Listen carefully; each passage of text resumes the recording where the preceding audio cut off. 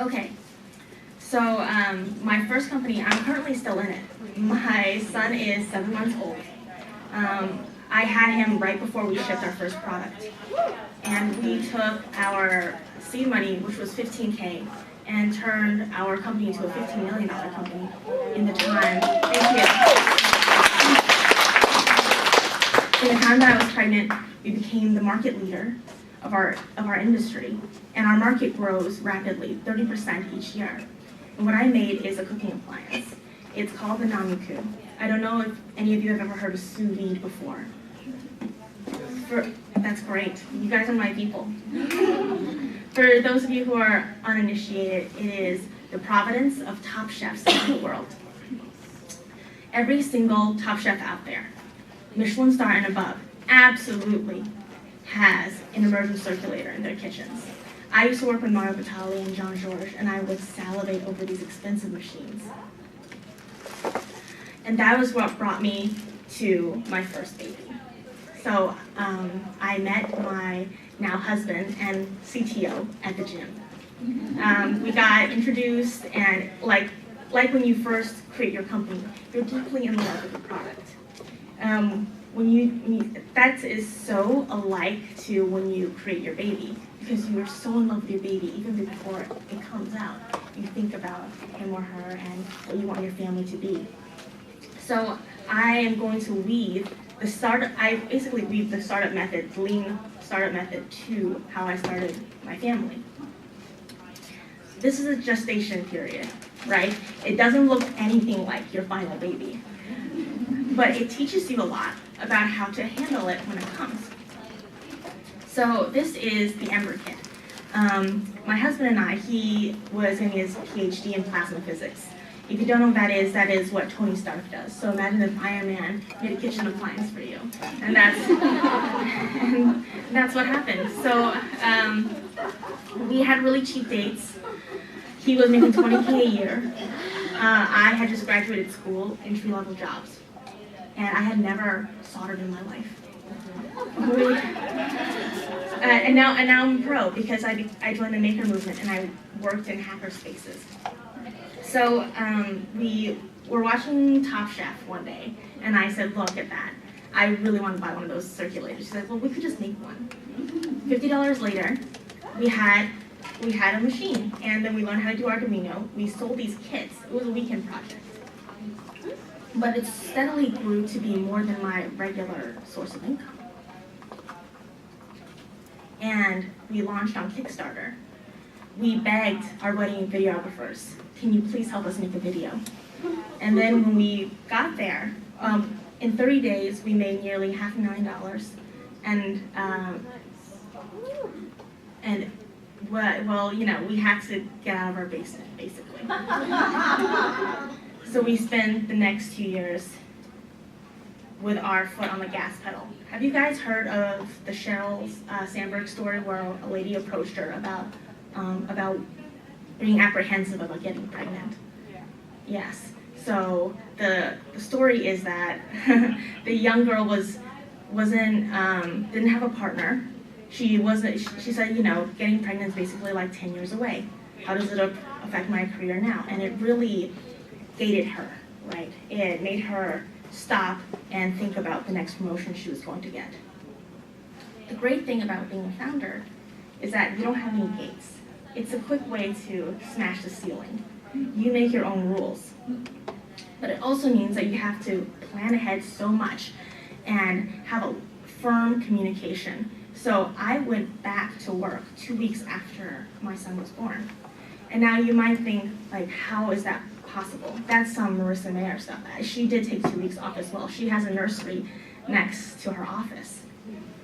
Well, okay, if you think of it as running a company, it's not the amount of players you need, because actually if you have a lot of players, it's hard to control. You just need specific help, right? They say, okay, Marissa Mayer could do that because she had so much help.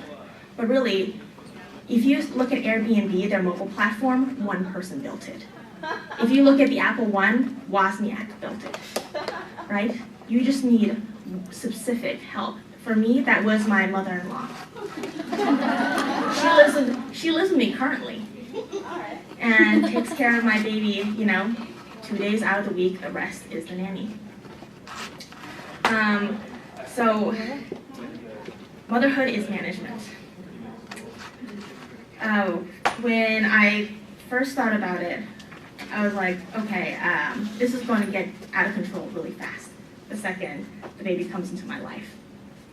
So then I set up rules to leverage everything, not with just my partner leaning in, but with my whole entire company.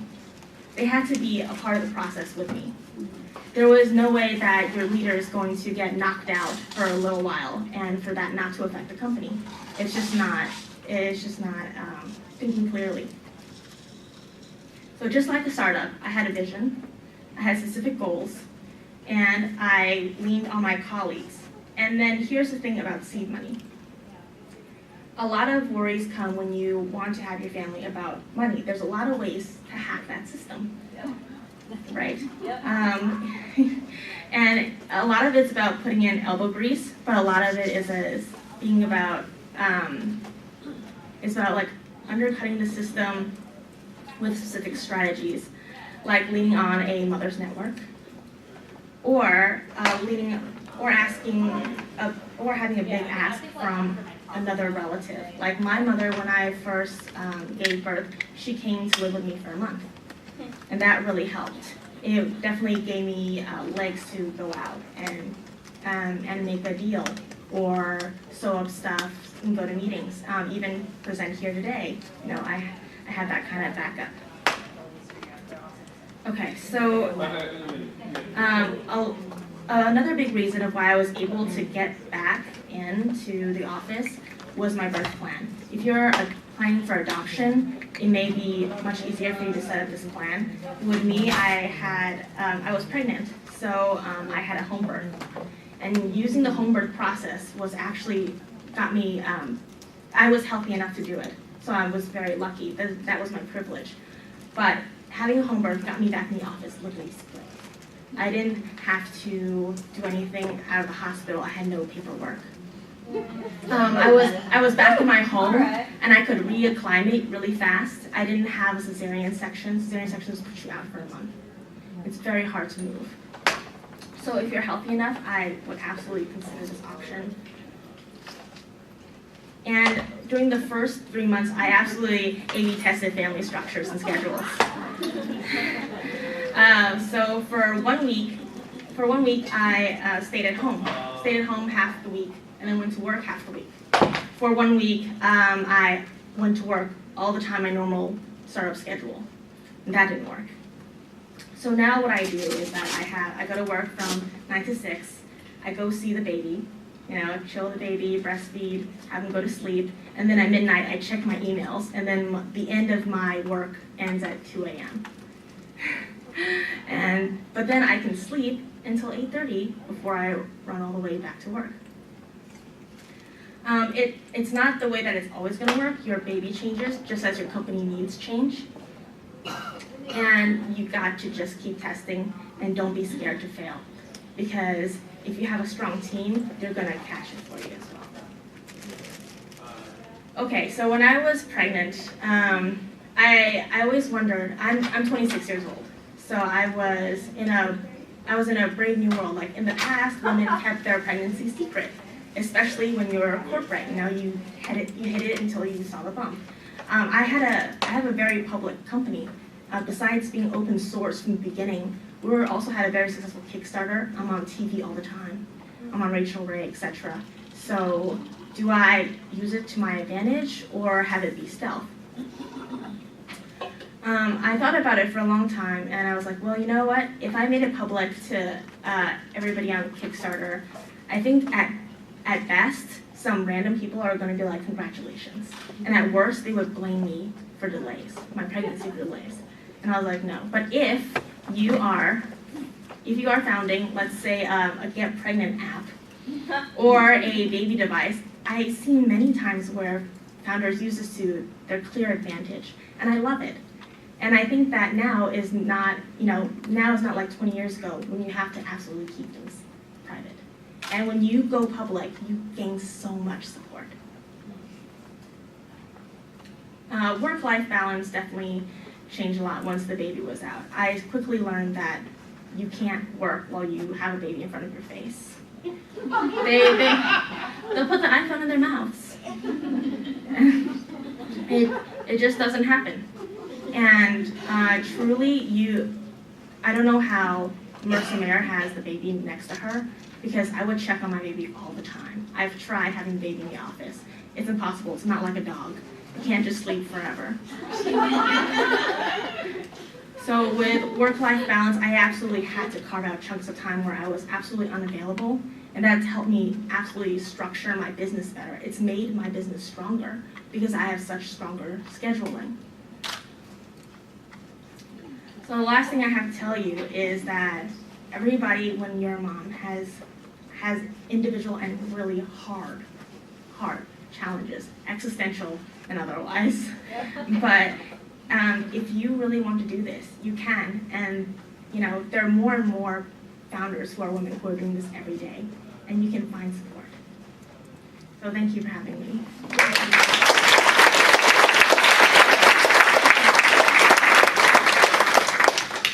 Any questions?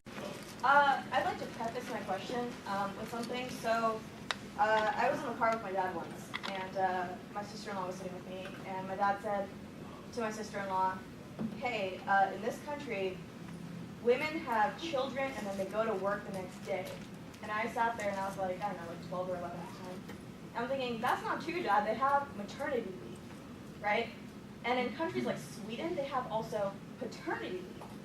So I'm wondering, in your opinion, do you believe that gender equality in the workplace would be beneficial for the economy of this country in order for future companies, especially tech companies, to become profitable and more economically balanced and internationally and globally beneficial?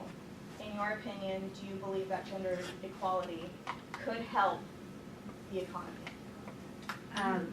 That is a very big question, and I believe that children are our future.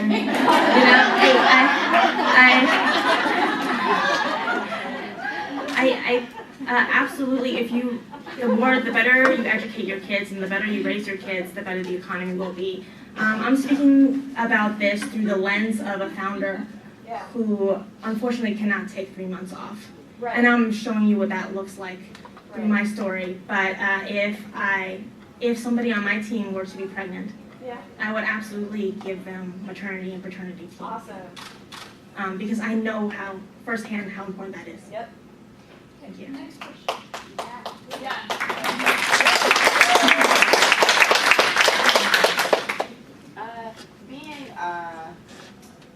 I come from an entrepreneurial background, family business and things like that, and I learned that I had my daughter, and then I found myself working from home, so it wasn't as extensive as you, obviously, but how your work schedule, you said it, and I was like, whoa, with the baby, but how do you feel any kind of guilt, or how do you put your mind in the right place that's saying what I'm doing is for the benefit of my baby and our future? How do you, if you understand what I'm saying? Yes, how do you I understand. Your mind Yeah. know that it's okay to do this? I think the biggest part that helped me was my plan. Is that I saw my vision and my goals, right up front. Like, what are my goals? My goals are that my baby is healthy and happy and safe. And that's what my baby is right now. Right now, he's very happy, and he loves me. We have fun together. That's number one in my heart. Second, I need to get back to him in 2 weeks.